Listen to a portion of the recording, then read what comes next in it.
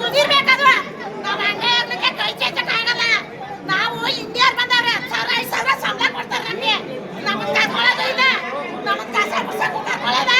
ನಾವು ಜೈಕೊಂಡು ಉಣ್ತಾ ಇದೀವಿ, ನಾವು ರೇಷ್ಮೆ ಬೆಳಿತೀವಿ, ನಾವು ಭತ್ತ ಬೆಳಿತೀವಿ, ರಾಗಿ ಬೆಳಿತೀವಿ, ಹಸು ಕಟ್ಟಿದೀವಿ. ನಾವು ನಮ್ಗೆ ಊಟ ಮಾಡ್ತಾ ಇದೀವಿ. ನಾವ್ ಯಾರ ಕೈ ಕಾಲ್ದು ನಾವು ಕೈ ಚಾಚಲ್ಲ. ನಮ್ಮ ಆಸ್ತಿ ಬಿಟ್ಬಿಟ್ಟು ಯಾರ ಕೊಡೋದು ತಕೊಳ್ಳಿ.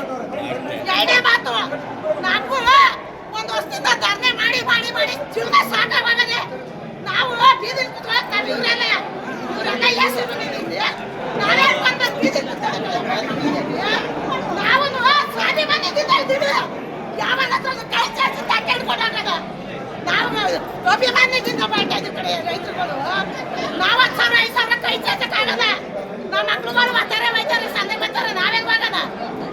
ವಯಸ್ಸಾದವರೆಲ್ಲ ಎಲ್ಲ ಕಳಿಸ್ತೀವಿ. ನೀವು ಯಾವ್ದೋ ಒಂದು ವಿಷ ಕೊಟ್ಬಿಟ್ರಿ, ವಿಷ ಕೊಟ್ಬಿಟ್ರಿ.